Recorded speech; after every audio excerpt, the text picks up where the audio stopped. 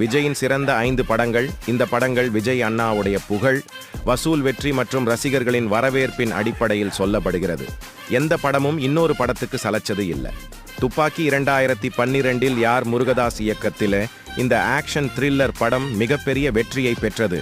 இதில் விஜய் இராணுவ அதிகாரியாக நடித்துள்ளார்.